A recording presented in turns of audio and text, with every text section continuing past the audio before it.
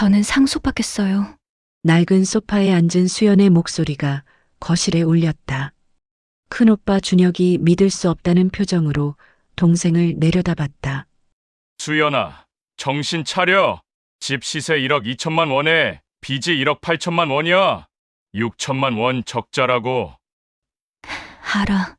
알면서 상속받겠다는 거야? 둘째 오빠 민우가 한숨을 쉬며 고개를 저었다. 우리 셋은 포기할 거야. 이건 상속이 아니라 빚더미야. 막내 오빠 성진도 팔짱을 끼고 냉소를 지었다. 수연아, 혼자 상속받으면 6천만 원을 내가 다 떠안는 거야. 10년을 일해도 못 갚을 돈이라고. 수연은 떨리는 손을 꽉 쥐었다. 아버지가 평생 앉으시던 그 소파. 아버지의 온기가 아직 남아있는 것 같았다. 그래도 나는 아버지 집을 지킬 거야. 오빠들은 더 이상 말하지 않았다. 그저 어이없다는 표정으로 동생을 바라볼 뿐이었다. 아버지의 장례식 후 자식들이 모인 자리, 빚이 재산보다 많다는 이유로 세 아들은 모두 상속을 포기했는데 왜 유독 막내딸만이 아버지의 재산과 빚을 모두 상속받으려 했을까요? 또 그로 인해 딸은 어떤 대가를 치러야 했을까요? 이야기 시작 전에 잠시 구독과 좋아요로 응원 부탁드려요. 여러분의 관심은 저에게 아주 큰 힘이 된답니다. 그럼 사연 속으로 들어가 볼까요? 그것은 일주일 전 일이었습니다. 장례식장의 차가운 공기가 아직도 옷에 배어 있었다. 이수연은 아버지 이현수의 집 마당에 서서 낡은 대문을 바라봤다. 페인트가 벗겨진 철문, 녹슨 경첩, 삐걱거리는 소리까지 모든 게 그대로였다. 오빠 셋은 이미 안으로 들어가 있었다. 그들의 목소리가 좁은 마당을 가로질러 들려왔다. 진짜 오래됐네, 여기. 이거 재개발도 안 되는 구역이라며? 큰오빠 이준혁의 목소리였다. 무심한 톤. 마치 오래전에 다녀간 여행지를 떠올리는 것 같은 거리감이 묻어났다. 수연은 천천히 대문을 밀고 들어갔다. 마당 한쪽에는 아버지가 키우던 화분들이 여전히 놓여 있었다. 시들어가는 국화 몇 송이. 물을 준 지 꽤 됐을 것이다. 수연은 가슴이 먹먹해졌다. 수연아, 빨리 와. 얘기 좀 해야지. 둘째 오빠 이민우가 안에서 불렀다. 그의 목소리엔 조바심 같은 게 묻어 있었다. 수연은 현관문을 열고 안으로 들어섰다. 익숙한 냄새. 아버지의 냄새. 오래된 책과 한약, 그리고 어딘가 쓸쓸한 혼자만의 시간이 배어든 공기. 오빠들은 거실 한가운데 모여 서 있었다. 셋 다 정장 차림이었지만 넥타이는 벌써 느슨하게 풀려 있었다. 앉아, 수연아. 막내 오빠 이성진이 소파를 가리켰다. 하지만 자신은 앉지 않았다. 오빠들은 모두 서성이거나 창문을 내다보거나 손을 주머니에 넣고 뭔가를 생각하는 듯한 표정이었다. 수연은 천천히 아버지가 늘 앉으시던 낡은 소파에 앉았다. 쿠션이 푹 꺼졌다. 아버지의 체온이 아직 남아있는 것 같았다. 일단 정리를 해야 할 것 같은데. 준혁이 입을 열었다. 그는 언제나 큰오빠답게 회의를 진행하듯 말했다. 냉정하고 정돈된 언어로. 아버지 통장 어디 있어? 그리고 부동산 서류 같은 거. 거기 서랍장에 있을 거야. 민우가 아버지 방을 가리켰다. 준혁은 곧장 방으로 들어갔다. 수연은 그 뒷모습을 보며 속으로 한숨을 삼켰다. 오빠들은 장례식 내내 한 번도 눈물을 보이지 않았다. 어쩌면 눈물이 나지 않는 게 아니라 참는 것도 아니라 그냥 없는 걸지도 몰랐다. 거리가 멀어지면 감정도 옅어지는 법이니까. 서랍을 뒤지는 소리가 들렸다. 곧 준혁이 봉투 몇 개와 서류 뭉치를 들고 나왔다. 그는 그것들을 거실 탁자 위에 쏟아냈다. 통장, 인감도장, 등기부등본, 그리고 채권 관련 서류들.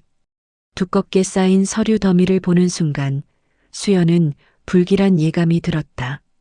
민우가 그중 하나를 집어들었다.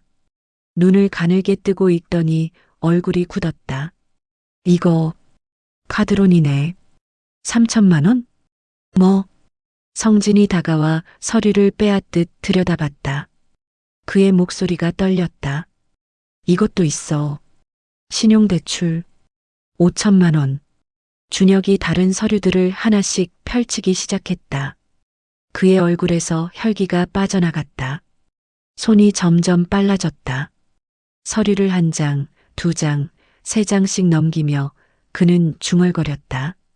병원비 미납금 2,800, 제2금융권 대출 4,000, 얼마나 더 있어? 민우가 다급하게 물었다. 준혁은 마지막 서류를 펼쳤다. 그리고 그의 손이 멈췄다. 보증 채무. 보증? 3,500만 원. 거실이 얼어붙었다. 성진이 서류를 낚아챘다.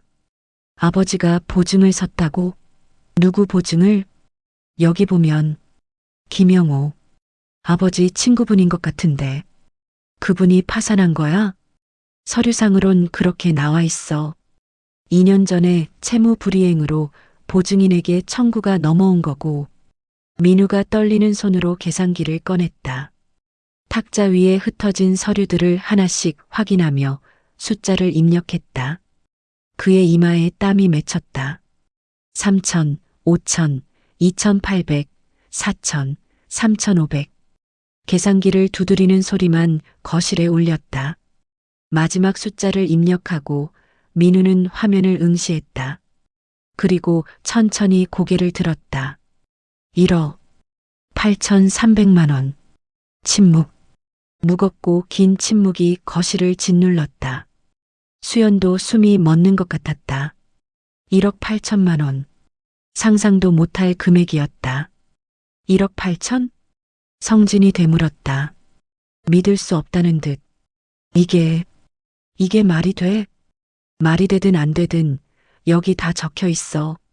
준혁이 서류를 탁자에 던지듯 내려놓았다. 그는 창가로 걸어가 두 손으로 얼굴을 감쌌다. 대체 아버지가 왜 이렇게까지... 수연은 입술을 깨물었다. 왜 빚을 지셨을까? 이유는 알았다. 아버지는 3년 넘게 암 투병을 하셨다.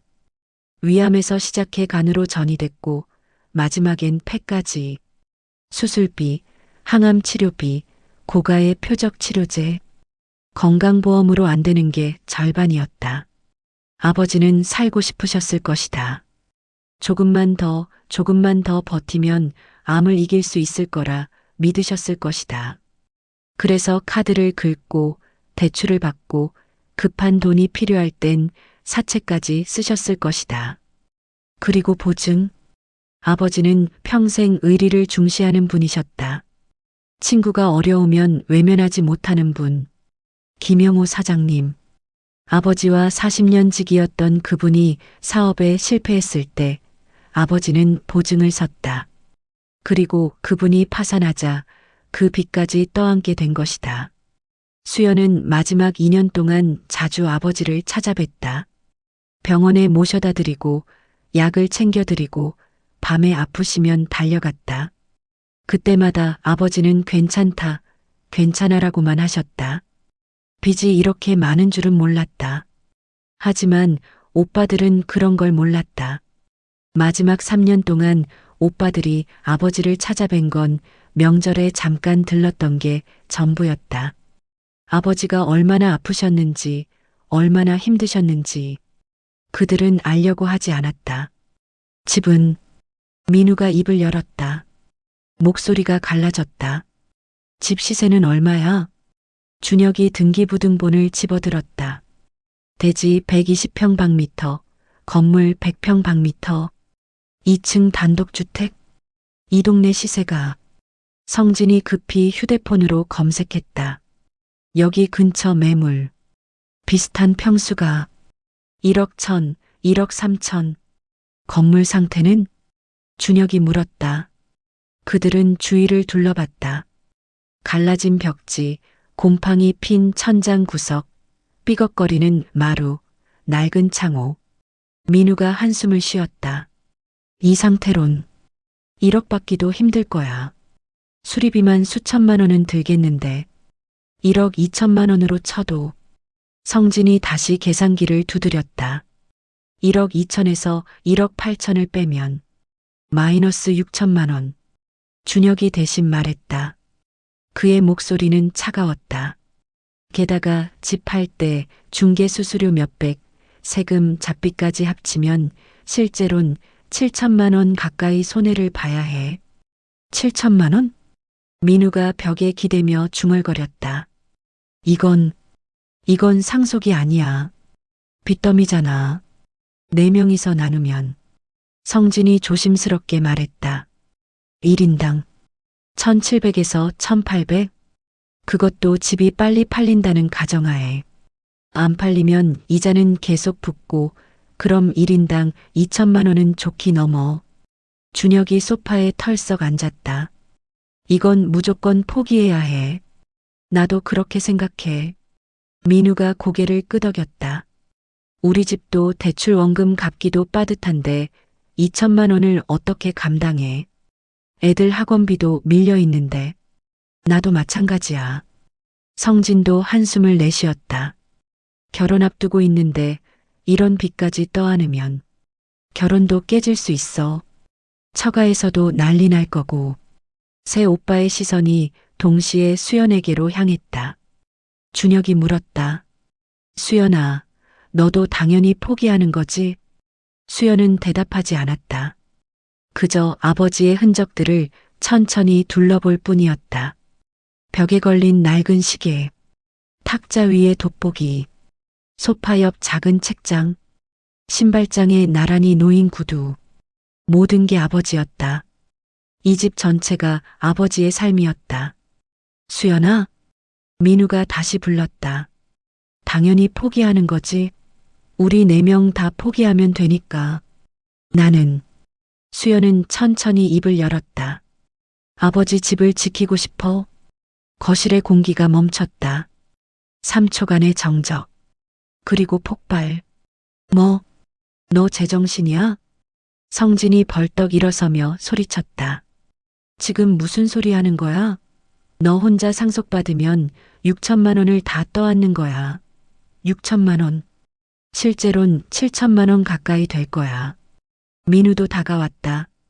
수연아, 내 월급이 300만 원이잖아. 생활비 빼고 한 달에 100만 원씩 모아도 70개월이야. 거의 6년이야. 그것도 이자 안 붙는다고 쳤을 때 이자까지 치면 10년도 넘게 걸릴 거야. 준혁이 차갑게 말했다. 10년 동안 빚쟁이들한테 시달리면서 제대로 먹지도 못하고 결혼도 못하고 그렇게 살 거야? 수연은 고개를 숙였다. 손을 꽉 쥐었다. 오빠들의 말이 틀린 건 아니었다. 6천만 원. 어쩌면 7천만 원. 상상도 못할 금액이었다. 하지만 그래도 수연은 고개를 들었다. 아버지가 평생 사신 집이잖아. 여기서 우리 키우시고 엄마 돌아가신 후에 혼자 늙으셨어. 그냥 버릴 순 없어. 버리는 게 아니라 정리하는 거야. 준혁이 목소리를 높였다. 현실을 봐. 이 집엔 아무 가치도 없어. 오히려 빚만 잔뜩 남은 골칫덩이야. 오빠한테는 그렇겠지. 수연의 목소리가 떨렸다. 오빠는 3년 동안 단 한 번도 찾아오지 않았으니까. 아버지가 얼마나 아프셨는지, 얼마나 외로우셨는지 모르니까. 그게 지금 무슨 상관이야. 상관 있어. 수연이 처음으로 목소리를 높였다. 아버지는 살고 싶으셨어. 그래서 빚을 지면서까지 치료받으신 거야. 친구분 보증도. 아버지는 평생 의리를 중시하셨어. 그게 잘못된 거였을지 몰라도 그게 아버지셨어. 그래서 성진이 비웃듯 말했다. 그래서 내가 그 값을 치르겠다고? 6천만 원을? 응. 수연은 고개를 끄덕였다. 나는 아버지 집을 지킬 거야. 이건 집이 아니라 빚이야. 민우가 소리쳤다. 수연아, 제발 정신 좀 차려. 정신 차린 건 나야. 수연은 오빠들을 차례로 바라봤다. 오빠들은 포기해도 돼. 그건 오빠들 선택이니까. 하지만 나는 아버지를 포기하지 않을 거야.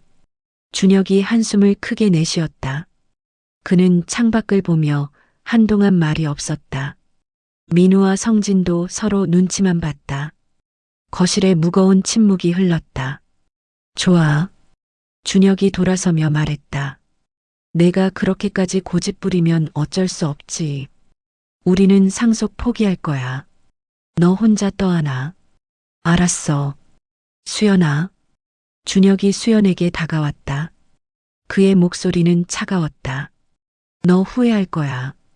10년 동안 빚에 시달리면서 친구들은 다 결혼하고 애 낳는데 너만 혼자 빚 갚으면서 그때 가서 후회해도 소용없어. 후회 안 할 거야. 그럼 됐어. 준혁은 더 이상 말하지 않고 현관으로 향했다. 민우와 성진도 따라갔다. 대문 앞에서 민우가 뒤돌아봤다. 수연아, 일주일 뒤에 변호사 만날 거야. 그 전까지 마음 바꾸면 연락해. 바꾸지 않을 거야. 그래.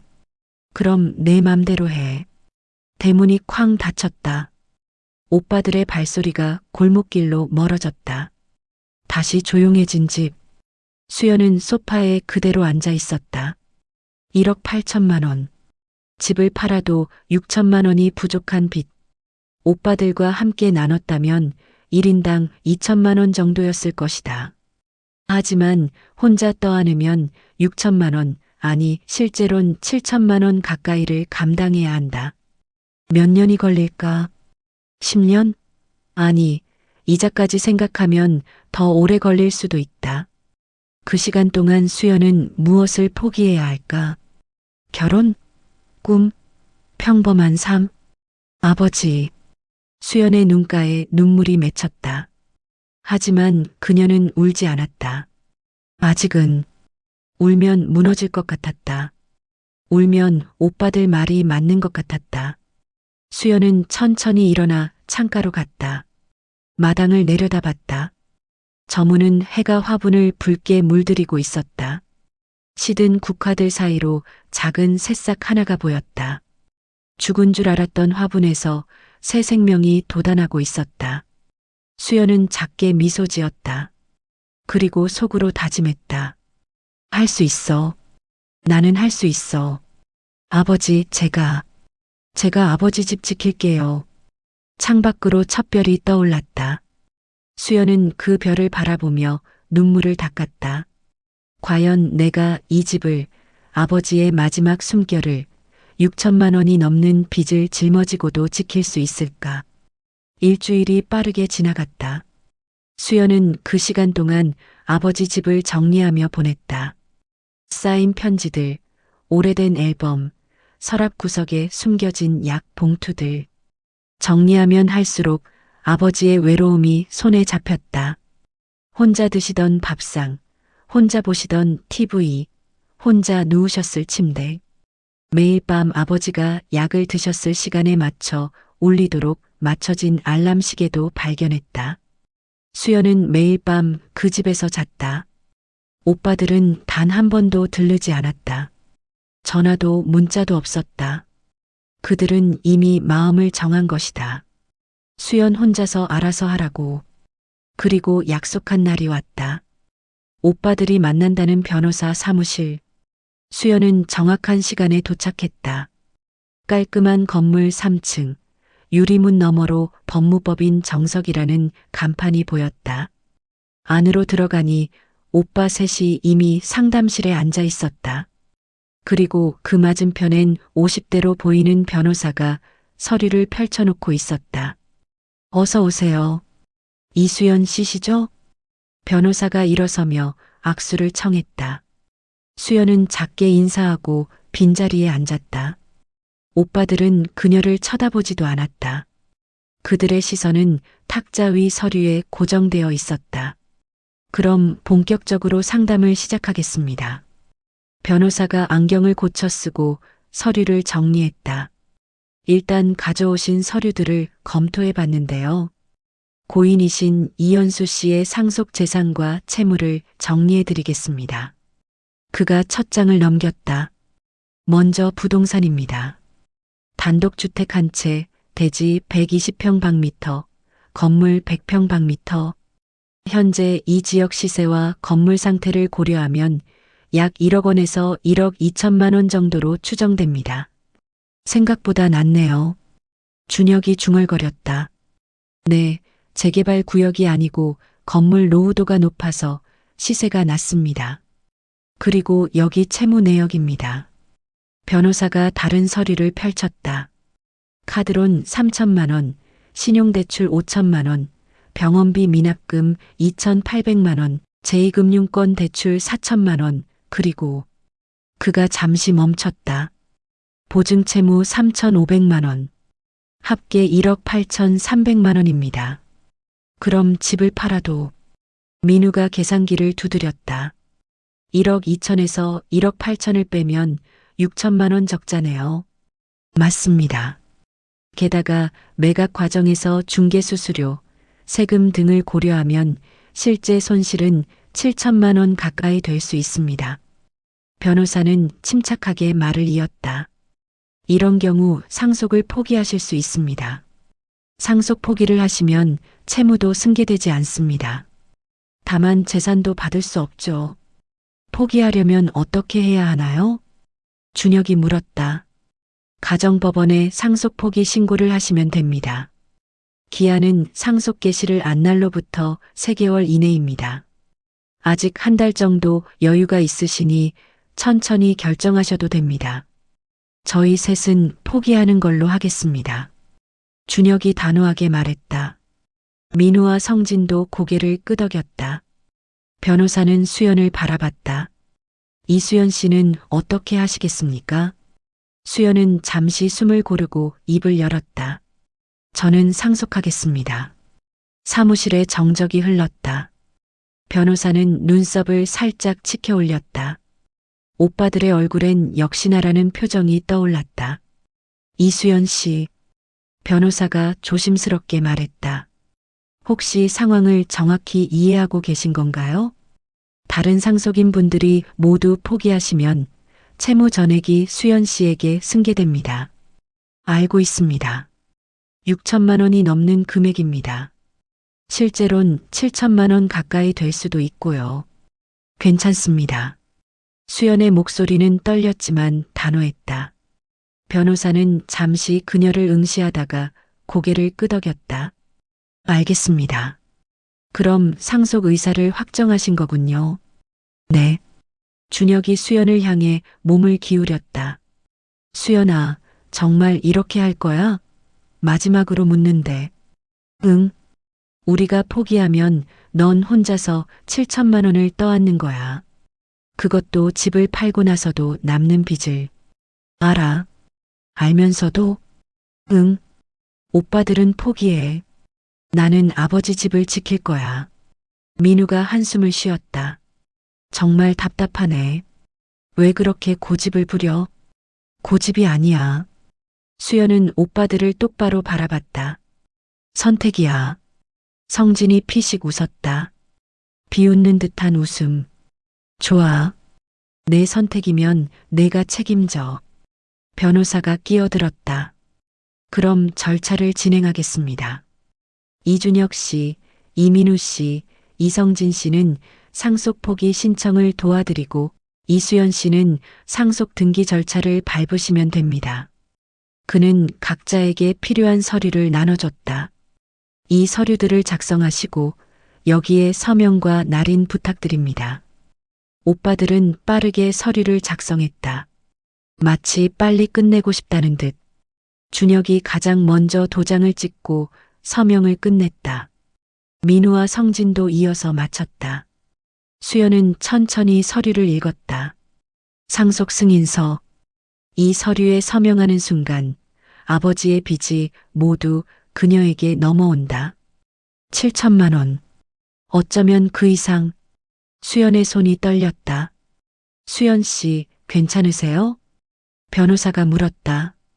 수연은 고개를 끄덕이고 펜을 들었다. 그리고 서명란에 또박또박 이름을 썼다. 이수연. 도장을 찍는 순간 뭔가 무거운 게 어깨에 올라앉는 것 같았다. 절차가 완료됐습니다. 변호사가 서류를 수거하며 말했다. 앞으로 2주 정도 후에 법원에서 확정 통보가 갈 겁니다. 그 후 채권자들이 이수연 씨에게 연락을 할 거예요. 각 채권자와 상환 계획을 세우시면 됩니다. 네, 알겠습니다. 그리고 변호사가 수연을 바라봤다. 힘드시면 언제든 상담 오세요. 채무 조정이나 개인회생 같은 방법도 있으니까요. 감사합니다. 상담이 끝나고 네 사람은 상담실을 나섰다. 복도에서 준혁이 수연의 팔을 붙잡았다. 수연아, 왜? 진짜 마지막으로 묻는다. 후회 안 할 거지? 수연은 오빠의 손을 천천히 뿌리쳤다. 후회는 오빠들이 할 거야. 뭐? 아버지를 포기한 거 나중에 후회할 거야. 준혁의 얼굴이 굳었다. 민우가 비웃었다. 우리가 후회? 빚 안 떠안아서? 웃기지 마. 아니.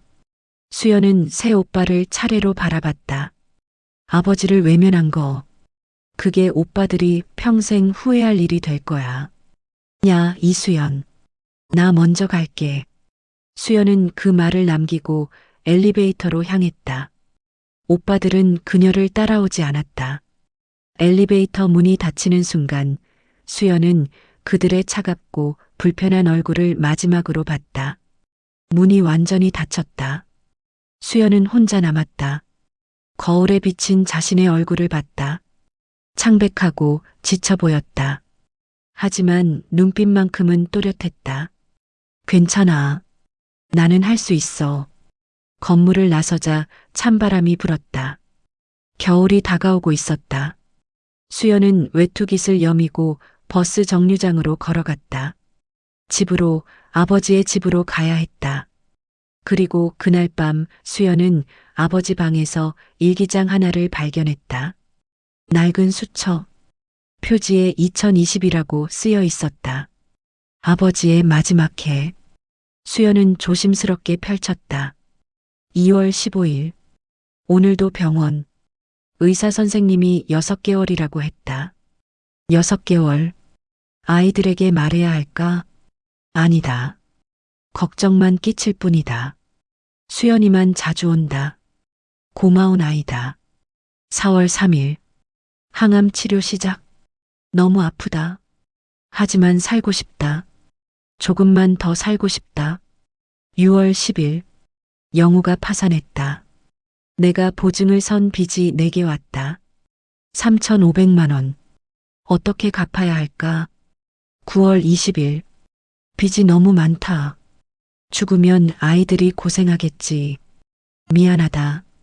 하지만 집만큼은 남겨주고 싶다. 수연은 일기를 읽으며 눈물을 흘렸다. 아버지는 알고 계셨다. 자신이 빚을 남길 거라는 걸. 그래서 미안해 하셨다. 하지만 집만큼은 남겨주고 싶으셨다. 아버지, 제가 지킬게요. 제가 이 집 꼭 지킬게요. 수연은 일기장을 가슴에 안았다. 그리고 조용히 울었다. 소리 내지 않고 오래 깊게. 상속 절차가 끝나고 보름이 지났다. 수연의 삶은 완전히 달라졌다. 아버지 집은 법적으로 그녀의 것이 되었지만 동시에 1억 8천만 원의 빚도 그녀의 어깨를 짓눌렀다. 첫 번째 채권자의 전화가 온 건 상속 확정 사흘 후였다. 여보세요. 이수연 씨 맞으신가요? 저희 카드입니다. 목소리는 정중했지만 내용은 냉혹했다. 고 이현수 씨의 카드론 미납금 승계권으로 연락드렸습니다. 원금 3,200만 원과 연체 이자 포함해서 총 3,700만 원입니다. 수연은 손이 떨렸지만 목소리만은 차분하게 유지했다. 네, 알고 있습니다. 분할 상환 가능한가요? 당연히 가능하죠. 다만 이자는 계속 붙으니 빨리 갚으시는 게 좋습니다. 최소 월 100만 원 이상은 상환해 주셔야 합니다. 100만 원. 네. 그것도 이자만 감당하는 수준이에요. 원금을 줄이려면 더 많이 갚으셔야 하고요. 전화를 끊고 수연은 탁자에 머리를 묻었다. 카드론만 그게 아니었다. 곧이어 다른 채권자들에게서도 연락이 왔다.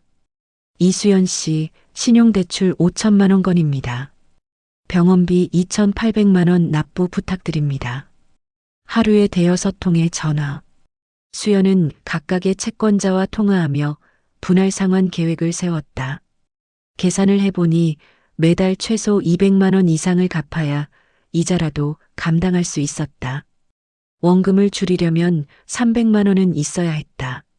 문제는 수연의 월급이 300만 원이라는 것.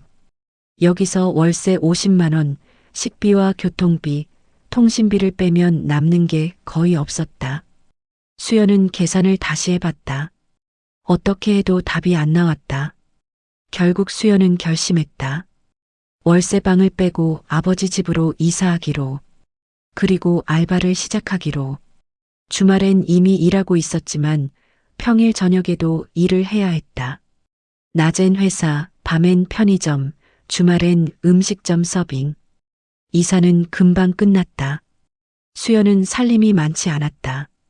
옷가방 2개, 책 몇 권, 노트북 하나. 그게 전부였다. 아버지 집 2층 작은 방에 짐을 풀었다. 창문으로 마당이 보였다.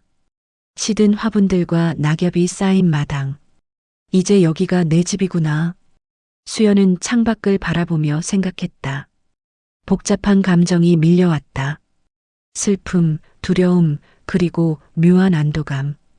적어도 이제 월세 걱정은 안 해도 됐다. 다음 날부터 본격적으로 알바를 시작했다. 회사가 끝나는 6시, 수연은 곧장 근처 편의점으로 달려갔다. 저녁 6시부터 자정까지 6시간. 시급 9,500원. 하루에 5만 7천 원. 한 달이면 170만 원 정도. 주말엔 음식점에서 일했다. 아침 10시부터 저녁 8시까지. 이틀이면 30만 원. 한 달이면 120만 원. 회사 월급 300만 원. 편의점 170만 원. 주말 알바 120만 원. 합치면 590만 원. 여기서 생활비 100만 원을 빼면 490만 원이 남았다. 그 돈으로 빚을 갚으면 한 달에 400만 원씩, 1년이면 5천만 원 가까이. 계산을 마치고 수연은 한숨을 쉬었다. 1억 8천만 원을 갚으려면 거의 4년. 그것도 이자가 늘지 않는다는 가정하에. 실제론 5년, 아니 6년은 걸릴 것 같았다. 괜찮아. 할 수 있어. 수연은 스스로를 다독였다. 하지만 몸은 정직했다. 일주일이 지나자 피로가 쌓였다. 하루에 4-5시간 자는 게 일상이 되었다. 회사에서 일하고, 편의점에서 일하고, 주말엔 음식점에서 일하고, 쉴 시간이 없었다. 한 달이 지났다.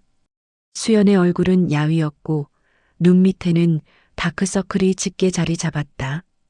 회사 동료들이 걱정했다. 수연아, 너 요즘 왜 그래? 많이 아파 보여. 아니야, 괜찮아. 요즘 좀 바빠서. 밤에 잠을 자긴 해?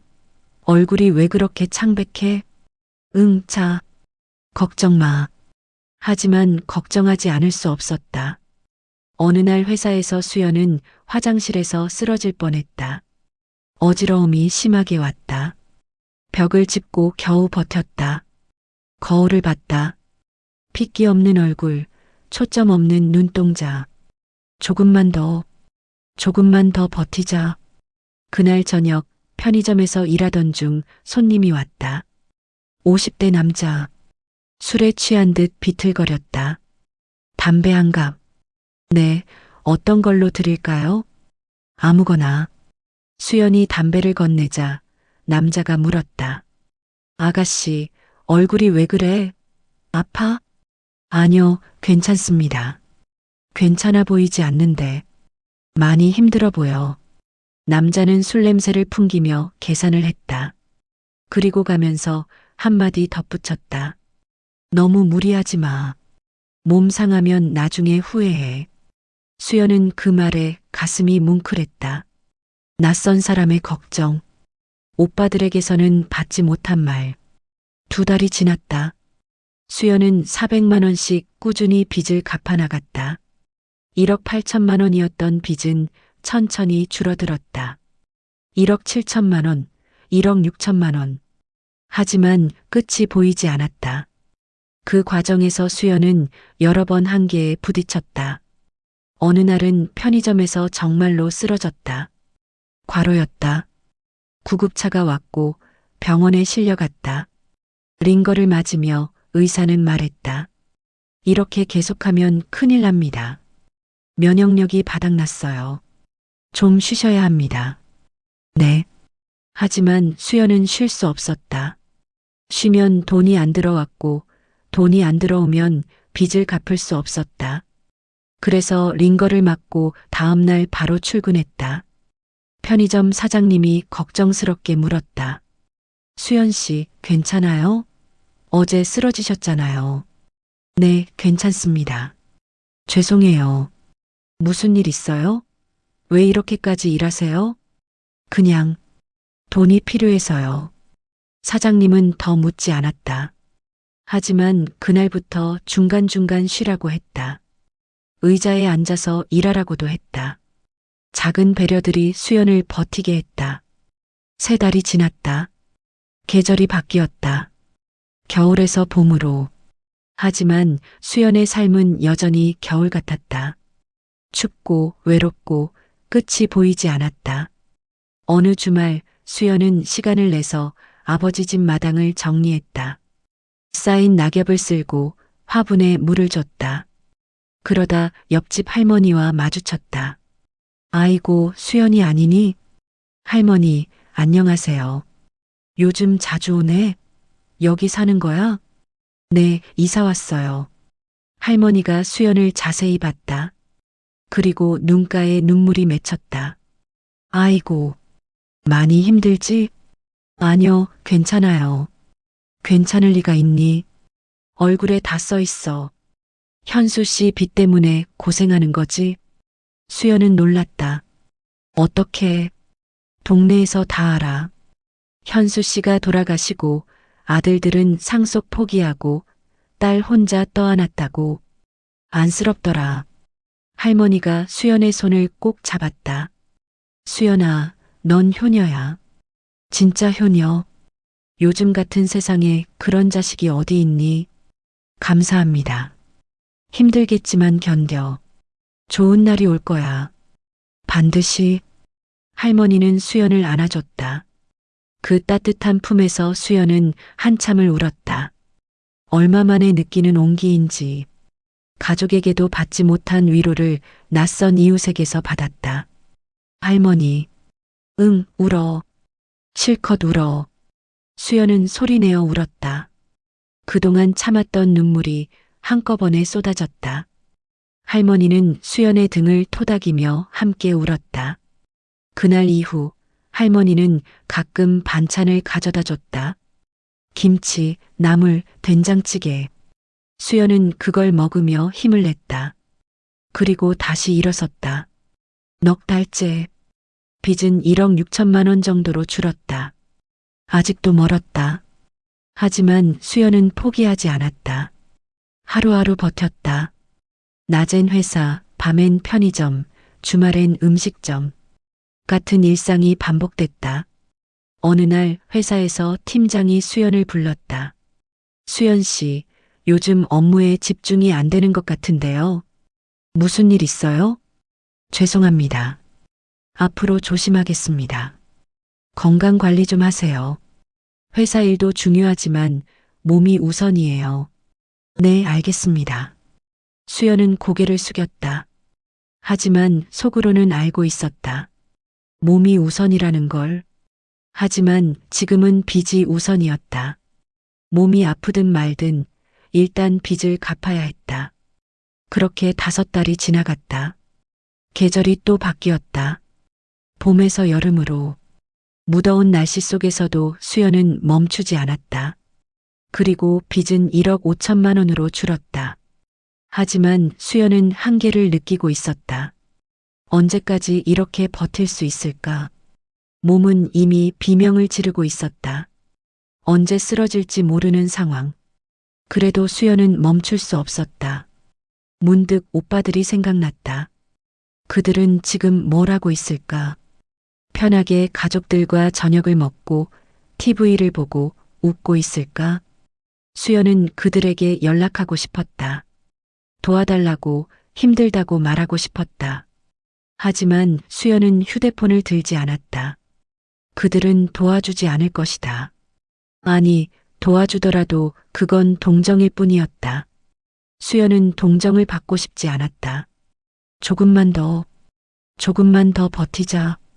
수연은 스스로를 다독이며 또 하루를 시작했다. 끝이 보이지 않는 터널. 하지만 언젠가는 끝이 있을 것이다.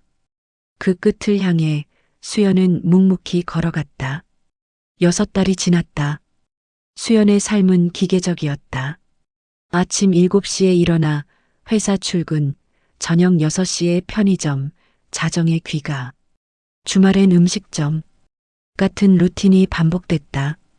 빚은 1억 4천만 원까지 줄었지만 여전히 멀게만 느껴졌다. 그리고 그날이 왔다. 수연이 더 이상 버틸 수 없다고 느낀 날. 편의점에서 일하던 중 갑자기 어지러움이 심하게 왔다. 앞이 캄캄해지고 다리에 힘이 풀렸다. 쓰러지기 직전 선반을 붙잡고 간신히 버텼다. 수연 씨, 괜찮아요?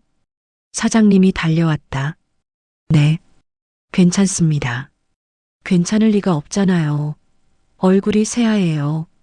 사장님은 수연을 의자에 앉히고 물을 가져다 줬다. 오늘은 여기서 그만하세요. 집에 가서 쉬어요. 아니에요, 괜찮아요. 일할 수 있어요. 안 돼요. 이러다 큰일 나요. 결국 수연은 일찍 퇴근했다.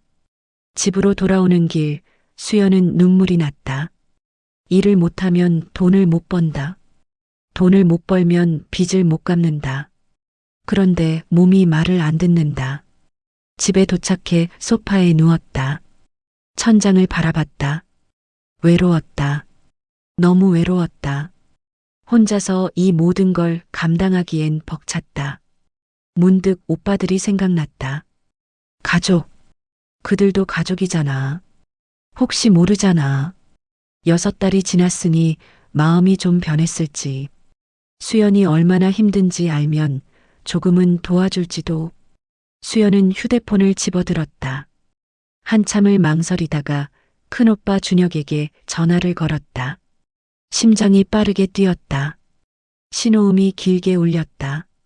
받지 않으면 어쩌나 싶었는데 5번째 신호음에 전화가 연결됐다. 응, 수연아. 무심한 목소리. 반갑지 않은 톤. 수연은 가슴이 철렁 내려앉았지만 용기를 냈다. 오빠, 나야. 통화 괜찮아? 응, 뭔데? 그게. 오빠, 나 진짜 힘들어. 침묵이 흘렀다. 준혁은 대답하지 않았다. 수연은 떨리는 목소리로 계속 말했다. 아버지 빚 갚으면서 정말 버티기 힘들어. 하루에 4시간밖에 못 자고 먹는 것도 제대로 못 먹고 오늘은 편의점에서 쓰러질 뻔했어. 오빠, 나 진짜 한계야. 혹시 조금이라도 도와줄 수 있을까? 많은 거 아니어도 돼. 한 달에 50만 원만이라도. 수연아. 준혁의 목소리가 차가워졌다. 그거 내가 선택한 거잖아. 알아. 하지만 오빠 그래도 가족이잖아. 가족이라고 다 책임져야 하는 건 아니야. 오빠, 우리는 상속 포기하라고 했어. 여러 번. 근데 넌 안 들었잖아. 내가 고집 부린 거야. 하지만 수연아, 솔직히 말할게. 준혁의 목소리가 더 차가워졌다. 내가 감정적으로 결정한 거잖아. 그 결과는 내가 책임져야지. 나한테 떠넘기지 마. 떠넘기는 게 아니야. 그냥 조금만 도와달라는 거야. 나도 애들 키우고 살기 바빠. 미안하지만 도와줄 수 없어. 오빠, 제발. 그리고 수연아. 준혁이 한숨을 쉬었다. 넌 스스로 선택했어. 우리 말 안 듣고. 그럼 끝까지 혼자 해. 왜 지금 와서 도와달라고 해? 오빠가 너무 하는 거 아니야? 너무한 건 너야. 멀쩡한 인생 스스로 망쳐놓고. 수연은 말문이 막혔다. 준혁은 더 말하지 않고 전화를 끊었다. 뚜마이너스 신호음만 남았다. 수연은 휴대폰을 든 손이 떨렸다. 괜찮아. 둘째 오빠한테 전화하자. 수연은 눈물을 닦고 민우에게 전화를 걸었다. 수연아. 오랜만이네. 민우는 준혁보다는 밝게 받았다. 수연은 다시 희망을 가졌다. 오빠, 나 오빠한테 부탁 좀 할 게 있어.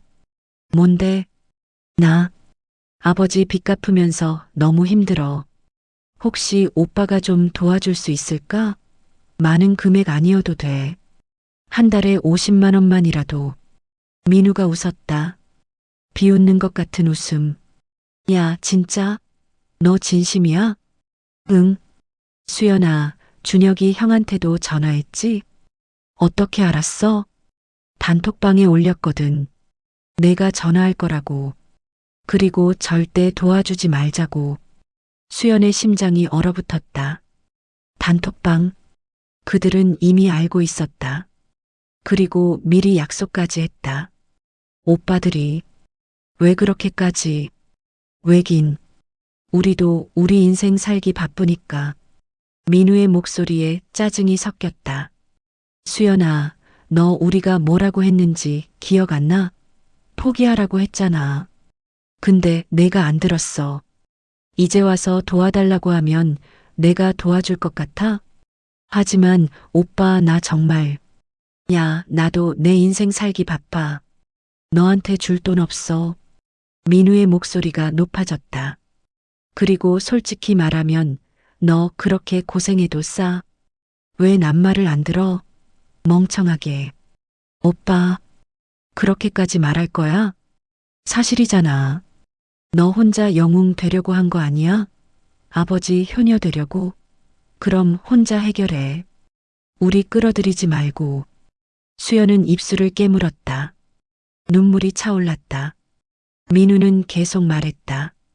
넌 우리가 나쁜 자식들이라고 생각하겠지. 아버지 빚도 안 갚는다고.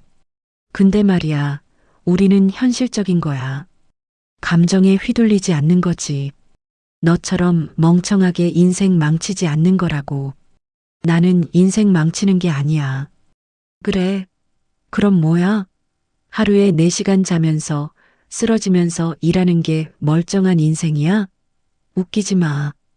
민우도 전화를 끊었다. 수연은 휴대폰을 내려놓고 고개를 떨어뜨렸다. 손이 떨렸다. 심장이 빠르게 뛰었다. 하지만 아직 막내 오빠가 남았다. 성진. 그래도 막내 오빠는. 혹시? 수연은 마지막 희망을 걸고 성진에게 전화를 걸었다. 수연아, 왜? 성진의 목소리는 건조했다. 성진 오빠, 내가 부탁 좀 할게. 돈 이야기지? 형들한테도 전화했어? 응. 그럼 내 대답도 알잖아. 성진 오빠, 그래도. 수연아, 난 더 할 말 없어. 성진의 목소리가 싸늘했다. 형들 말이 다 맞아. 수연이 내가 선택한 거잖아. 우리 말 안 듣고. 나는 그냥. 가족이라고 해서 뭐든지 도와줘야 하는 건 아니야. 각자 인생이 있는 거지. 그럼 나는 뭐야? 나는 가족이 아니야? 가족이지. 하지만 어쩔 수 없는 것도 있어. 성진이 비웃었다. 그리고 솔직히 수연이 너 좀 웃겨. 감정에 휘둘려서 인생 망쳐놓고 이제 와서 손 벌리고 있으니까. 성진 오빠, 나 같으면 절대 안 그랬을 거야. 아버지가 뭐라고. 죽은 사람 때문에 산 사람이 고생할 필요 없거든. 성진 오빠, 오빠는 아버지를 사랑하지 않았어? 사랑? 그게 뭔데? 성진이 차갑게 웃었다. 아버지는 우리한테 뭘 해줬어? 돈도 없이 병들어서 빚만 잔뜩 남기고 돌아가셨잖아. 그런 아버지를 왜 사랑해야 해? 수연은 숨이 막혔다. 믿을 수 없었다. 이게 오빠의 말이라니. 성진 오빠, 오빠는. 수연아, 미안하지만 난 도와줄 수 없어. 결혼 준비하느라 돈 모으는 중이거든. 처가에서도 돈 얼마 있냐고 물어보는데 너 도와준다고 돈 쓸 순 없어. 그래. 그럼. 마지막 전화도 끊겼다. 수연은 소파에 주저앉았다. 휴대폰을 바닥에 떨어뜨렸다. 눈물이 멈추지 않았다. 가족. 가족이라는 이름이 이렇게 차가울 수 있구나. 그들은 한 번도 수연을 이해하려 하지 않았다. 왜 그녀가 아버지의 집을 지키려 하는지, 왜 빚을 떠안았는지. 그들에겐 그저 바보 같은 짓일 뿐이었다. 수연은 울었다. 소리내어. 처음으로. 아무도 없는 집에서 혼자. 가슴이 찢어지는 것 같았다. 배신감과 외로움이 온몸을 감쌌다. 왜 이렇게까지 해야 하나? 왜 나만 이렇게 힘든가? 왜 아무도 나를 이해해주지 않나? 수연은 바닥에 쓰러져 울었다. 1시간, 아니 2시간. 시간이 얼마나 지났는지 알 수 없었다. 그저 울었다. 어둠이 내렸다. 수연은 눈물을 닦고 천천히 일어섰다. 거울을 봤다. 퉁퉁 부은 눈, 창백한 얼굴, 핏기 없는 입술. 하지만 그 속에서 뭔가 단단해지는 걸 느꼈다. 더 이상 오빠들에게 기대하지 않기로. 더 이상 가족이라는 환상을 품지 않기로. 그들은 가족이 아니었다. 그저 같은 피를 나눈 남이었다. 수연은 세면대에서 찬물로 얼굴을 씻었다. 그리고 거울 속 자신에게 말했다. 괜찮아. 혼자서도 할 수 있어. 너는 할 수 있어. 작은 목소리였지만 단호했다. 수연은 방을 나섰다. 내일도 출근이었다. 내일 저녁에도 편의점에 가야 했다. 울 시간은 끝났다. 이제 다시 일어서야 했다. 하지만 그 밤 수연은 깊은 상처를 안고 잠들었다. 가족에게 버림받았다는 상처, 혼자라는 외로움, 그리고 꿈속에서 아버지를 봤다. 아버지는 웃고 있었다. 수연에게 손을 내밀며 괜찮다, 넌 잘하고 있어라고 말하고 있었다. 수연은 꿈속에서 울었다. 아버지 품에 안겨 한없이 울었다. 오빠들과의 마지막 통화 이후 수연은 그들과 완전히 연락을 끊었다. 명절에도 오빠들 생일에도 어떤 연락도 하지 않았다. 그들 역시 수연에게 연락하지 않았다. 마치 서로가 존재하지 않는 것처럼. 수연은 그게 오히려 편했다. 기대하지 않으니 실망할 일도 없었고 상처받을 일도 없었다. 시간은 빠르게 흘렀다. 여름이 지나고 가을이 왔다. 나뭇잎이 붉게 물들고 바람이 차가워졌다. 하지만 수연의 일상은 변하지 않았다. 낮엔 회사에서 일하고 저녁엔 편의점 야간 근무, 주말엔 음식점 서빙. 하루에 4-5시간 자는 게 일상이 되었다. 친구들은 여전히 걱정했다. 수연아, 너 요즘 너무 말랐어. 밥은 먹고 다녀? 응, 먹어. 걱정 마. 너 얼굴이 완전 해골이야. 제대로 좀 먹어. 알았어. 하지만 사실 수연은 제대로 먹지 못하고 있었다. 돈을 아껴야 했다. 한 끼를 편의점 도시락이나 라면으로 때우는 날이 많았다. 영양 불균형이 왔고 몸은 점점 약해졌다.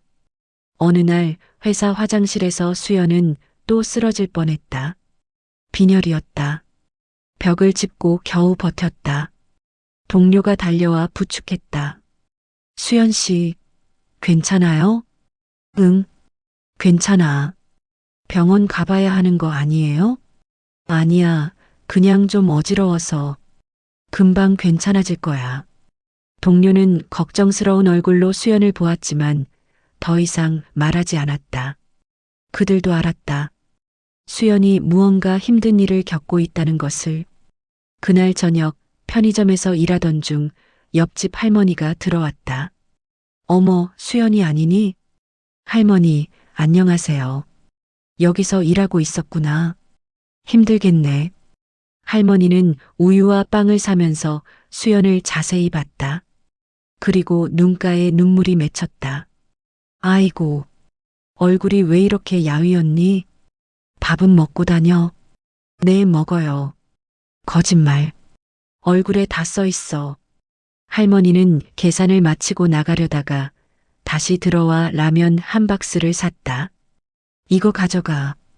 그리고 이것도. 할머니가 지갑에서 5만 원권 한 장을 꺼냈다. 할머니, 이건 받아. 할머니가 주는 거야. 밥이라도 제대로 먹어. 할머니, 괜찮아요. 이런 거 안 받아도 받아야 해.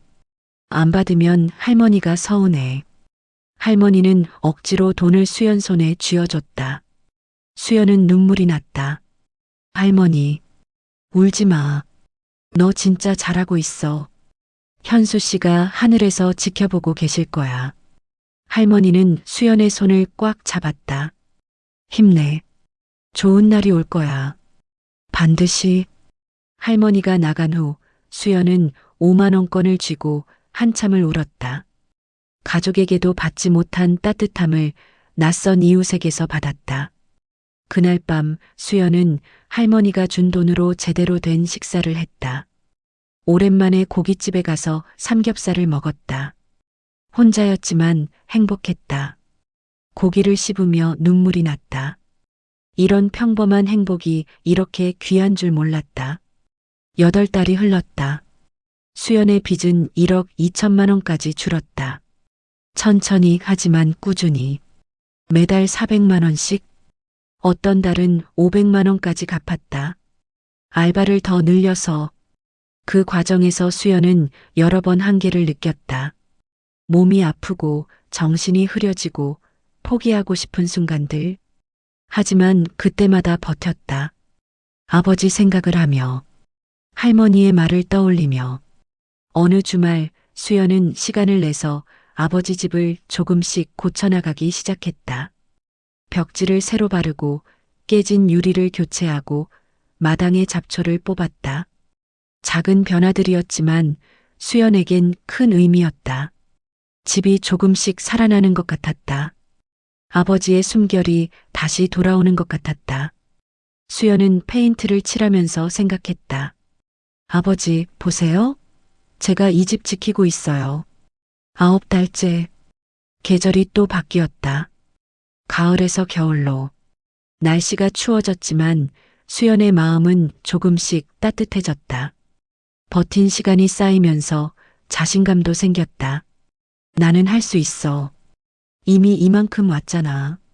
빚은 1억 1천만 원까지 줄었다. 반도 채 못 갚았지만 그래도 진전이었다. 수연은 통장을 보며 작게 미소 지었다. 10달째. 겨울이 깊어졌다. 눈이 내렸다. 아버지 집 마당에 하얀 눈이 소복이 쌓였다. 수연은 눈을 치우며 생각했다. 작년 이맘때는 아버지가 살아계셨다. 그리고 1년 후 수연은 혼자서 이 집을 지키고 있다. 외롭지 않냐고 물으면 외롭다고 대답할 것이다. 힘들지 않냐고 물으면 힘들다고 대답할 것이다. 하지만 후회하냐고 물으면 아니라고 대답할 것이다. 수연은 후회하지 않았다. 힘들고 외로웠지만 그래도 이 선택은 옳았다. 아버지를 지키는 일, 아버지의 집을 지키는 일, 그건 돈으로 계산할 수 없는 가치였다. 11달째. 새해가 밝았다. 수연은 명절에도 일을 했다. 쉴 수 없었다. 하지만 괜찮았다. 혼자였지만 평온했다. 그리고 12달째. 정확히 상속을 받은 지 1년이 되는 날. 수연은 아버지 집 거실에 앉아 통장을 확인했다. 빚은 1억 원까지 줄었다. 1년 동안 8천만 원을 갚았다. 믿을 수 없는 일이었다. 수연은 눈물을 흘렸다. 하지만 이번엔 슬픔의 눈물이 아니었다. 자부심의 눈물이었다. 나는 해냈어. 1년을 버텼어. 그날 저녁 모르는 번호에서 전화가 왔다. 수연은 또 채권자인가 싶어 조심스럽게 받았다. 여보세요? 이수연 씨 맞으십니까? 저는 법무법인 정석의 변호사 박민준입니다. 변호사? 상속 때 만났던 그 법무법인? 수연은 긴장했다. 네, 맞는데요. 무슨 일이신가요? 고 이현수 씨의 유산 관련해서 연락드렸습니다. 사무실로 한번 방문해 주실 수 있으실까요? 유산이요? 무슨 유산이요? 자세한 내용은 직접 뵙고 말씀드리는 게 좋을 것 같습니다. 내일 오후 괜찮으신가요? 수연은 혼란스러웠지만 약속을 잡았다. 전화를 끊고 멍하니 앉아 있었다. 유산? 아버지가 남긴 유산이 또 있다고? 빚 말고? 수연은 알 수 없었다. 하지만 내일 가면 알 수 있을 것이다. 그날 밤 수연은 잠을 이루지 못했다. 가슴이 두근거렸다. 기대 반, 불안 반. 내일은 또 어떤 하루가 될까? 혹시 좋은 소식일까? 다음 날 오후 수연은 회사에 반차를 내고 법무법인을 찾았다. 1년 만에 다시 찾는 곳. 익숙한 건물, 익숙한 복도. 하지만 수연의 마음은 1년 전과 달랐다.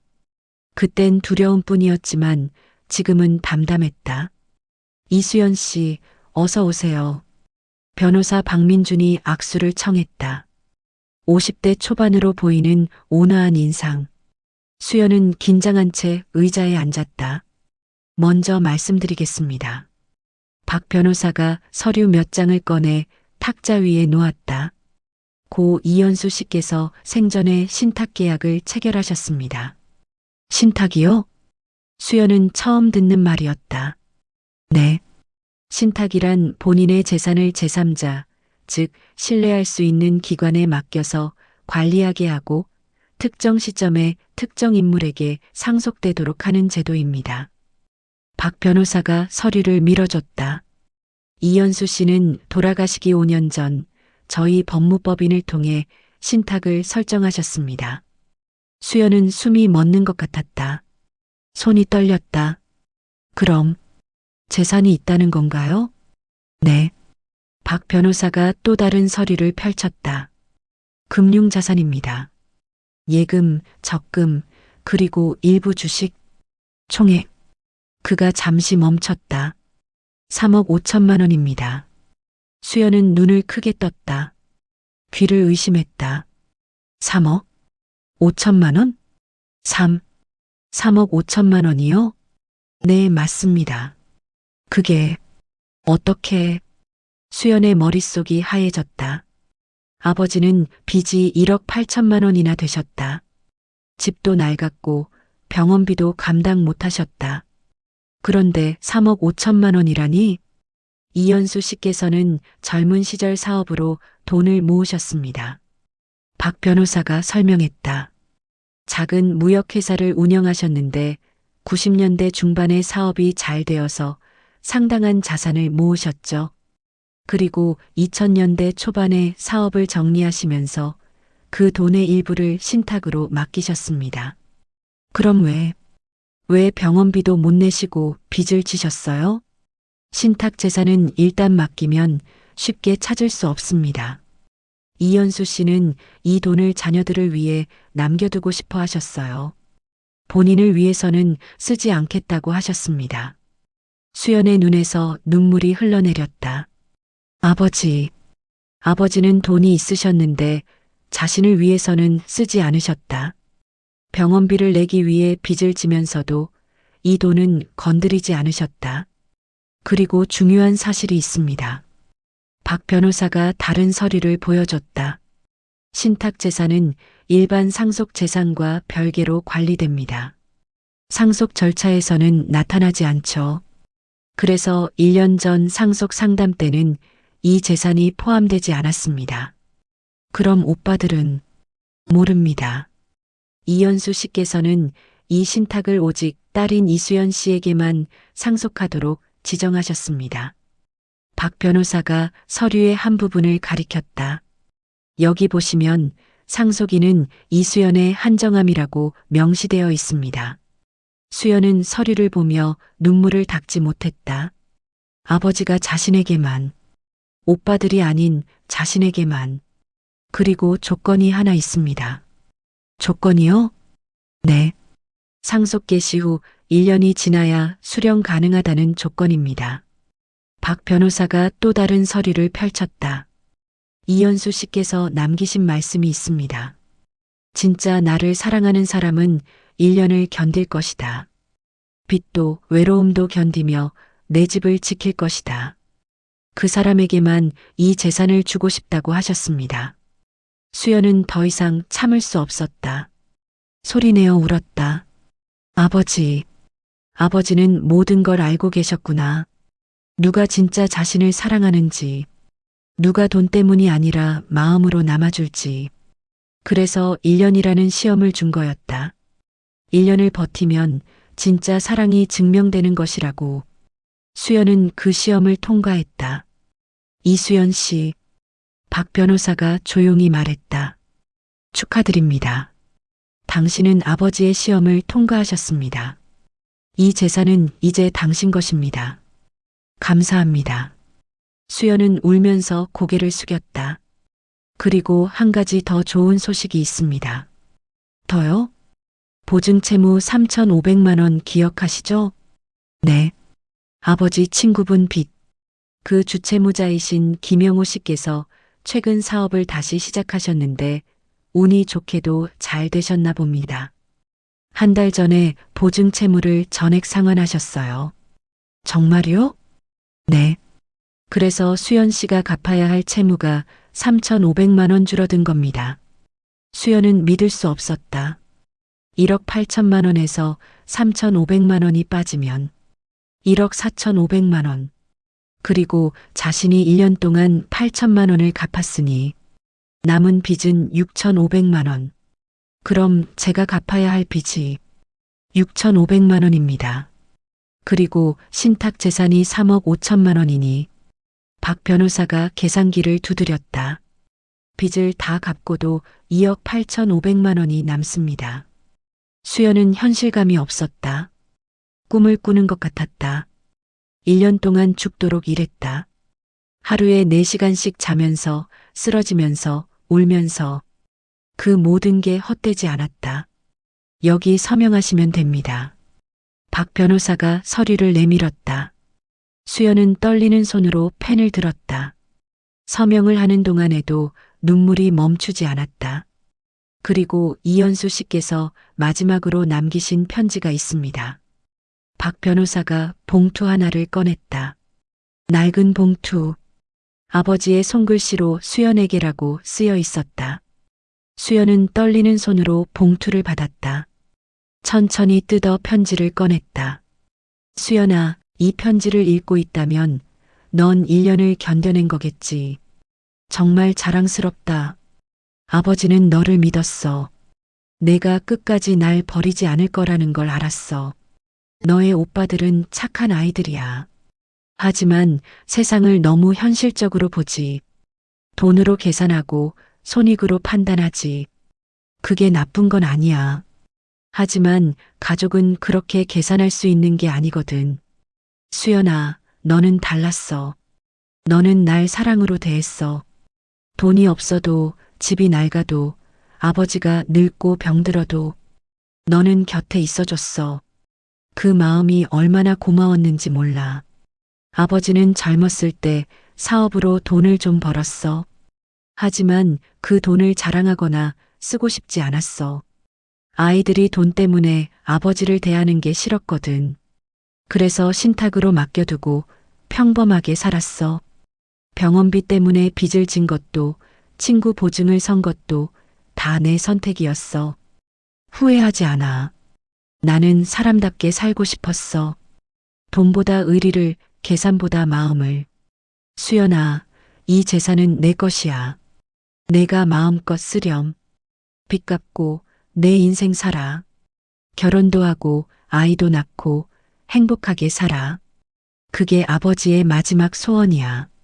그리고 오빠들에게 너무 화내지 마. 그들도 나름대로 힘들었을 거야. 용서는 못해도 원망은 하지 마.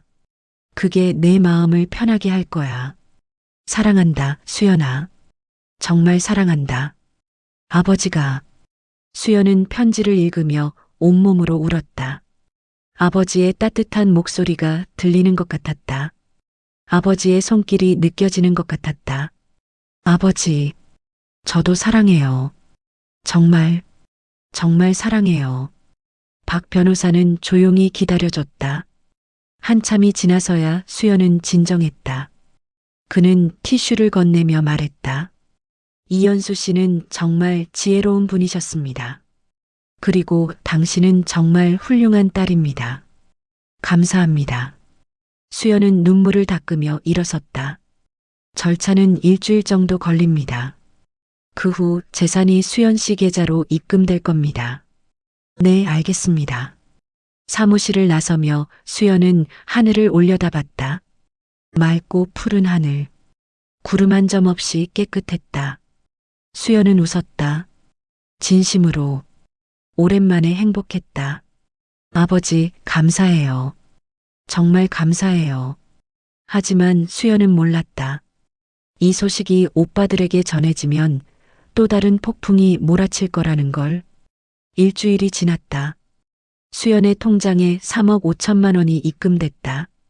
수연은 그 숫자를 보며 한참을 멍하니 앉아 있었다. 현실 같지 않았다. 1년 전만 해도 빚에 허덕이며 하루하루 버텼는데 이제는 모든 빚을 갚고도 거액이 남았다. 수연은 곧바로 채권자들에게 연락했다. 남은 빚 6,500만 원을 전액 상환했다. 카드론, 신용대출, 병원비, 사채, 모든 빚을 깨끗이 갚았다. 전액 상환하시겠다고요? 확인했습니다. 감사합니다. 완납 확인됐습니다. 수고하셨습니다. 한 통, 두 통, 전화를 걸 때마다 가슴이 후련해졌다. 마지막 채권자에게 전화를 끊는 순간 수연은 자유를 느꼈다. 1년 동안 짓눌렀던 무게가 벗겨졌다. 그날 밤 수연은 아버지 집 거실에 앉아 조용히 울었다. 하지만 이번엔 기쁨의 눈물이었다. 아버지, 다 갚았어요. 이제 빚이 하나도 없어요. 통장 잔액 2억 8,500만 원. 수연은 그 돈으로 무엇을 할까 생각했다. 회사를 그만두고 쉴까? 여행을 갈까? 하지만 아직은 아니었다. 먼저 아버지 집을 제대로 수리하고 싶었다. 며칠 후 수연의 휴대폰이 울렸다. 큰오빠 준혁이었다. 1년 만에 연락. 수연은 잠시 망설이다가 받았다. 여보세요. 수연아, 나 오빠야. 목소리가 달랐다. 1년 전 차갑던 목소리가 아니었다. 밝고 친절하고 어딘가 어색하게 들렸다. 오빠, 무슨 일이야? 아, 그냥 요즘 어떻게 지내나 싶어서. 너무 오래 연락 안 했지? 오빠가 미안해. 수연은 피식 웃었다. 1년 동안 단 한 통의 전화도 문자도 없던 사람이 갑자기 안부를 묻다니. 잘 지내. 왜? 그래. 다행이다. 건강은 괜찮아? 많이 힘들었다며? 응, 힘들었어. 근데 지금은 괜찮아. 그래. 다행이다. 수연아, 주말에 시간 돼? 오빠가 밥이나 사고 싶어서. 수연은 의심스러웠다. 준혁은 절대 먼저 밥을 사자고 하는 사람이 아니었다. 갑자기 왜? 그냥 동생 얼굴도 보고 싶고 그동안 너무 소원했잖아. 오빠가 반성 많이 했어. 알았어. 주말에 연락해. 전화를 끊고 수연은 고개를 갸웃했다. 뭔가 이상했다. 그리고 그날 저녁 둘째 오빠 민우에게서도 전화가 왔다. 수연아, 나 오빠. 요즘 어때? 건강 괜찮아? 똑같은 말투. 밝고 친절한. 수연은 확신했다. 이들은 뭔가 알고 있다. 오빠, 혹시 나한테 할 말 있어? 아니, 그냥 동생 목소리 듣고 싶어서. 너무 오래 연락 안 했지? 오빠가 정말 미안해. 그래. 알았어. 수연은 짧게 끊었다. 그리고 막내 오빠 성진에게서도 같은 날 문자가 왔다. 수연아, 주말에 다 같이 모이자. 오랜만에 가족끼리. 너한테 할 얘기도 있고. 수연은 한숨을 쉬었다. 그들은 알고 있었다. 신탁 재산을. 어떻게 알았는지는 모르지만 분명 알고 있었다. 그래서 갑자기 친절해진 거였다. 좋아. 만나주지. 수연은 답장을 보냈다. 주말 아버지 집에서 만나자고. 주말이 왔다. 수연은 아버지 집을 깨끗이 청소했다. 거실 탁자에는 과일과 차를 준비했다. 오후 2시 대문이 열리고 오빠 셋이 들어왔다. 손에는 과일 바구니, 케이크, 꽃다발까지 들고 있었다. 수연은 속으로 웃었다. 어서 와, 오빠들. 오, 수연아. 오랜만이다. 준혁이 환하게 웃으며 안으로 들어왔다. 민우와 성진도 따라 들어왔다. 그들은 거실을 둘러보며 감탄했다. 와, 집 정말 깨끗해졌네. 내가 다 고친 거야? 응. 대단하다, 진짜. 1년 동안 고생 많았어. 그들은 소파에 앉았다. 수연도 맞은편에 앉았다. 어색한 침묵이 흘렀다. 준혁이 먼저 입을 열었다. 수연아, 우리. 그동안 미안했어. 뭐가? 너 힘들 때 도와주지 못해서. 오빠들이 너무 차가웠지. 민우도 거들었다. 그래, 우리도 많이 반성했어. 가족인데 그러면 안 되는 건데. 성진도 고개를 끄덕였다. 누나, 우리 다시 잘 지내자. 가족이잖아. 수연은 그들을 물끄러미 바라봤다. 가식적인 미소, 어색한 말투, 모든 게 계산되어 있었다. 수연은 차를 한 모금 마시고 물었다. 그래서 진짜 할 말이 뭐야? 오빠들의 표정이 굳었다. 서로 눈치를 봤다. 준혁이 헛기침을 하며 말했다. 수연아, 솔직히 말할게. 우리 아버지 신탁 재산 얘기 들었어. 누구한테? 법원에서 연락 왔어. 상속 관련 최종 확인차. 거짓말이었다. 신탁은 수연에게만 상속되도록 지정되어 있었으니까. 아마 누군가 소문을 냈거나 아니면 은행에서 정보가 샜을 것이다. 하지만 수연은 그냥 들었다. 그래서? 수연아, 우리 가족이잖아. 민우가 조심스럽게 말했다. 그 돈 나눠야 하는 거 아니야? 왜? 왜긴 가족이니까. 아버지 재산이면 우리 모두 것이잖아. 오빠들은 상속 포기했잖아. 그건 집이랑 빚 얘기고. 성진이 끼어들었다. 신탁은 그때 몰랐잖아. 알았으면 우리도 포기 안 했을 거야. 그래도 법적으론 나한테만 상속된 거야. 오빠들 몫은 없어. 그게 말이 돼? 준혁이 목소리를 높였다. 아버지가 왜 너한테만 주셨겠어? 실수하신 거 아니야? 실수가 아니야. 의도하신 거야. 수연은 가방에서 아버지의 편지를 꺼냈다. 아버지가 남기신 편지야. 읽어볼래? 그녀가 편지를 탁자 위에 놓았다. 오빠들은 서로 눈치를 보다가 준혁이 편지를 집어들었다. 세 사람이 함께 읽었다. 그들의 얼굴이 점점 굳어갔다. 진짜 나를 사랑하는 사람은 1년을 견딜 것이다. 편지를 다 읽고 준혁이 편지를 내려놓았다. 그의 얼굴이 붉어졌다. 그래도 우리도 아버지 아들이야. 권리가 있어. 1년 전에 그 권리 포기했잖아. 수연의 목소리가 차가워졌다. 빚이 많다고, 귀찮다고, 현실적이지 못하다고. 그때 오빠들이 한 말 기억나? 거실이 조용해졌다. 오빠들은 서로 눈치를 봤다. 그리고 내가 힘들 때 오빠들은 뭐 했어? 수연은 계속 말했다. 나 도와달라고 했을 때 오빠들이 뭐라고 했는지 기억나? 감정적으로 결정했다고, 고생해도 싸다고, 혼자 해결하라고 했잖아. 수연아, 그때는 빚만 보였으니까. 이제는 돈이 보이니까 태도가 바뀐 거야. 수연의 목소리에 분노가 섞였다. 오빠들한테 가족은 돈 있을 때만 가족이야. 야, 이수연. 준혁이 벌떡 일어섰다. 내가 지금 우리한테 어떻게 나오는 거야? 우리가 내 오빠야. 오빠? 1년 동안 어디 있었어? 수연도 일어섰다. 내가 쓰러져서 병원 갈 때, 배고파서 라면 먹을 때, 밤에 혼자 올 때, 오빠들은 어디 있었어? 그건 이제 와서 가족이라고 하지 마. 너무 늦었어.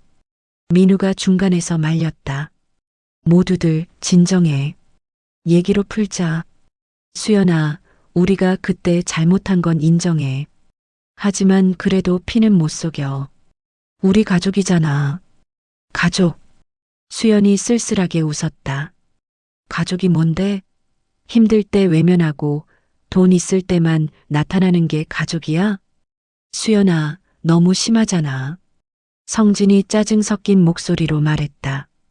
우리도 우리 사정이 있었어. 이해 좀 해줘. 이해? 나도 이해받고 싶었어. 수연의 눈에 눈물이 맺혔다.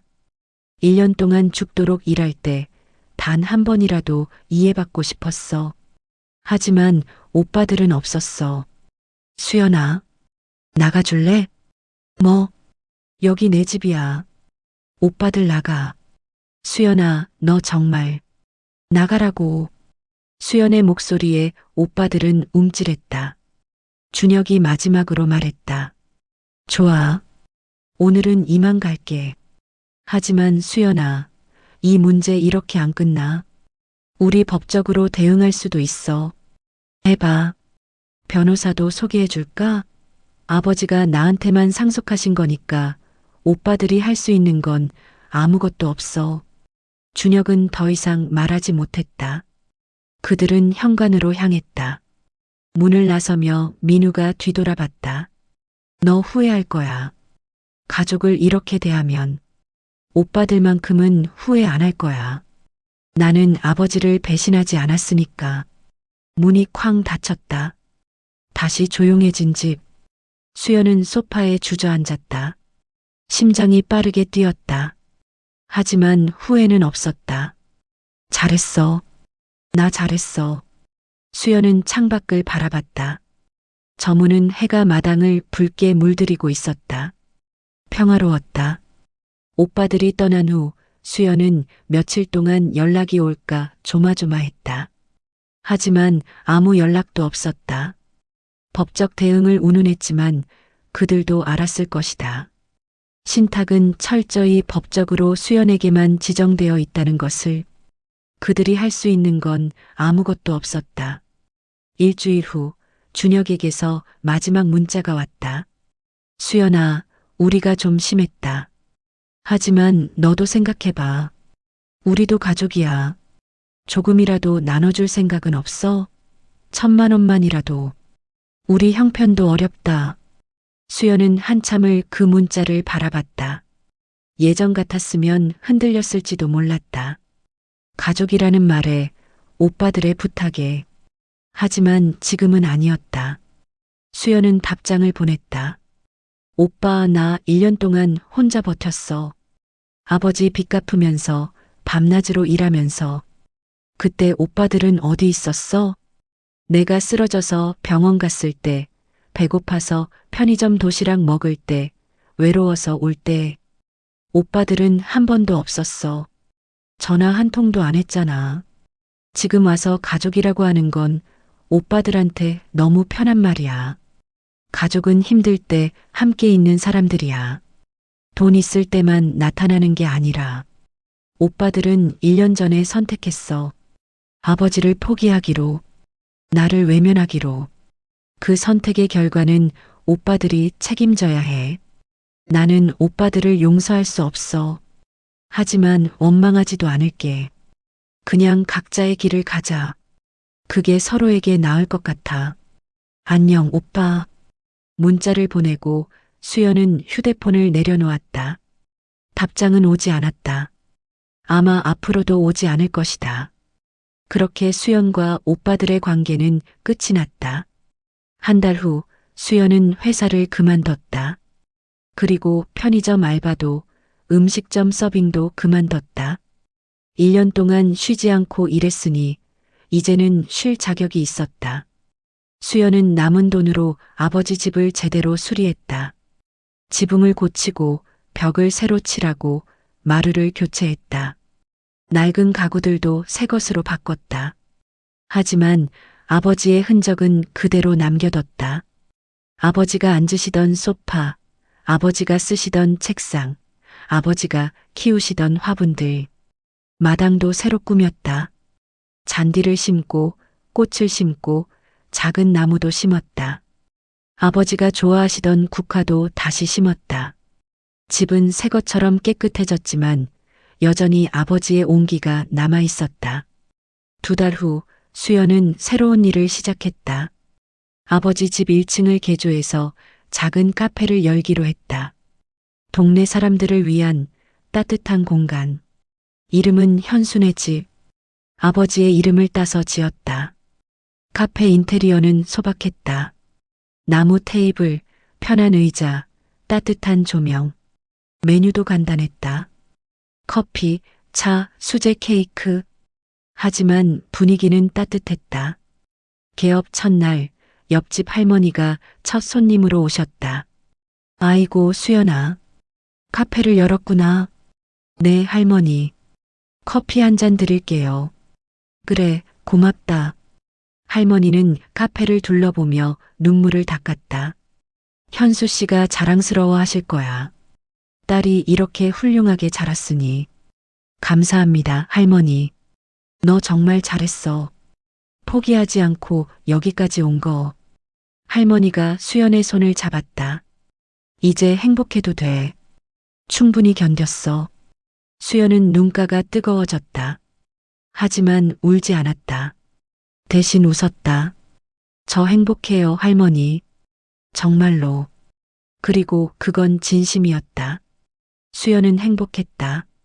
오빠들이 없어도 거액의 돈이 아니어도 아버지의 집에서 아버지가 사랑하시던 동네에서 소박한 카페를 운영하며 사는 지금이 가장 행복했다.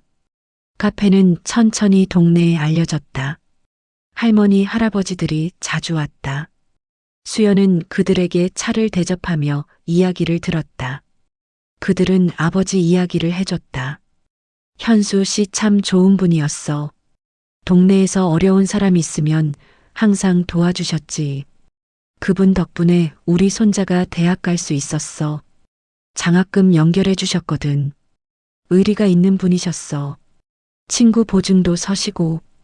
그 친구가 나중에 빚 다 갚았다며? 그래, 김영호 씨. 사업 다시 일으켜서 빚 다 갚았어.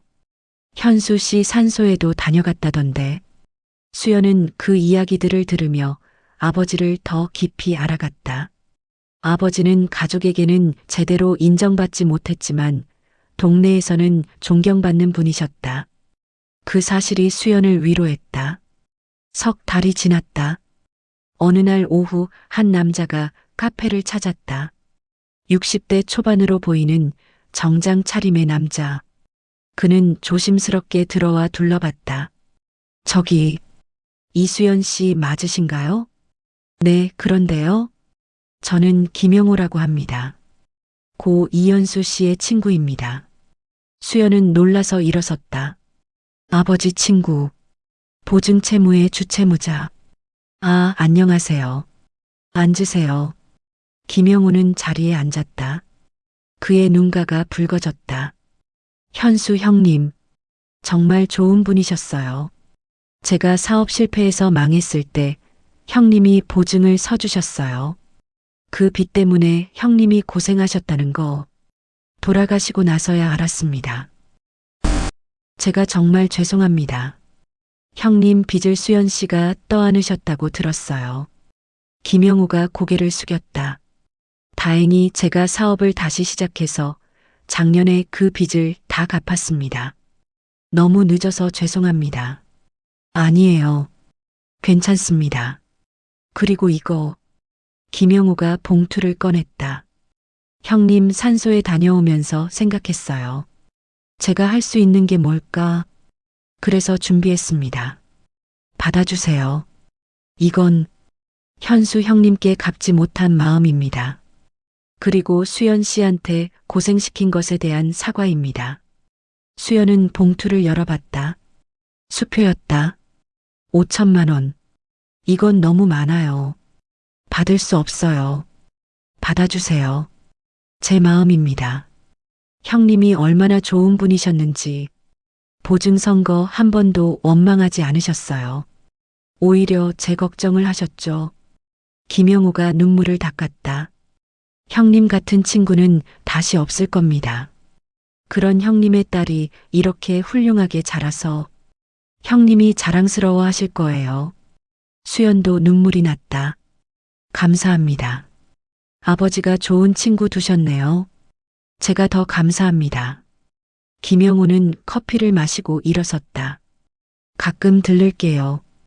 여기 분위기가 참 좋네요. 현수 형님 느낌이 나요. 언제든 오세요. 김영우가 나간 후 수연은 수표를 바라봤다. 5천만 원. 거절할 수도 있었지만 받기로 했다. 김영우의 진심이 느껴졌으니까. 그날 저녁 수연은 2층 아버지 방에 앉아 창밖을 바라봤다. 석양이 마당을 붉게 물들이고 있었다. 국화가 활짝 피어 있었다. 아버지. 수연이 조용히 말했다. 저 잘하고 있죠? 아버지가 남기신 집 잘 지키고 있어요. 그리고 아버지가 사랑하셨던 이 동네, 이 사람들도 잘 돌보고 있어요. 창밖으로 첫 별이 떠올랐다.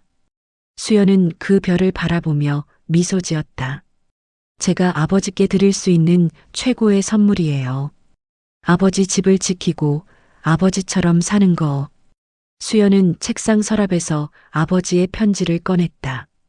몇 번을 읽었는지 모를 만큼 낡은 편지. 하지만 그 안의 글자들은 여전히 선명했다. 사랑한다, 수연아. 저도 사랑해요, 아버지. 정말 많이 사랑해요. 수연은 편지를 가슴에 안고 눈을 감았다. 아버지의 목소리가 들리는 것 같았다.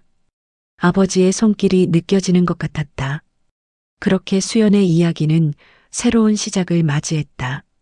아버지가 남긴 사랑으로 수연은 자신만의 인생을 살아가기 시작했다. 혼자가 아니었다. 아버지가 항상 함께였고, 동네 사람들이 함께였고, 무엇보다 수연 자신이 함께였다. 카페 현순의 집은 동네의 작은 명소가 되었다. 따뜻한 커피와 차, 그리고 주인의 따뜻한 미소. 사람들은 그곳에서 위로를 받았다. 수연도 그들에게서 위로를 받았다. 어느 봄날 카페 마당에 심었던 나무에 꽃이 피었다. 하얀 꽃. 아버지가 좋아하시던 벚꽃이었다. 수연은 그 꽃을 바라보며 생각했다. 삶은 계속되는 거구나. 끝이 아니라 시작이구나. 수연은 앞치마를 두르고 카페 문을 열었다. 새로운 하루가 시작됐다. 손님들이 들어왔다. 할머니, 할아버지, 젊은 엄마와 아이, 동네 아저씨. 어서 오세요. 현순의 집입니다. 수연의 목소리는 밝았다. 진심으로 행복한 목소리였다. 그날 밤 수연은 일기를 썼다. 오늘도 좋은 하루였다. 손님들이 많이 와주셨고 모두 행복해 보였다. 나도 행복했다. 오빠들 생각이 가끔 난다. 그들은 지금 뭘 하고 있을까? 행복할까? 잘 살고 있을까? 알 수 없다. 하지만 원망하지 않는다. 그들도 그들 나름대로의 삶이 있을 것이다. 나는 내 선택을 후회하지 않는다. 힘들었지만 그 시간이 나를 단단하게 만들었다. 외로웠지만 그 외로움이 나를 성장시켰다. 아버지, 감사합니다. 저에게 선택할 기회를 주셔서, 그리고 끝까지 저를 믿어주셔서 저는 행복합니다. 정말로. 수연은 일기를 덮고 창밖을 바라봤다. 달이 떠 있었다. 밝고 환한 보름달. 마치 아버지가 웃고 계신 것 같았다. 수연은 조용히 중얼거렸다. 잘 자요, 아버지. 내일도 열심히 살게요. 아버지가 자랑스러워 하실 수 있게. 그리고 수연은 평화로운 마음으로 잠자리에 들었다. 내일은 또 어떤 하루가 될까? 어떤 손님들이 올까? 어떤 이야기를 나눌까? 수연은 기대되었다. 앞으로의 모든 날들이. 창밖으로 별들이 반짝였다. 수연의 집, 아버지의 집, 그리고 이제는 동네 모두의 집인 현순의 집은 조용히 밤을 맞이했다. 따뜻하고 평화롭고 사랑이 가득한 집. 오늘 사연은 여기까지입니다. 마지막까지 함께 해주셔서 감사드립니다. 늘 건강하시고 행복하세요.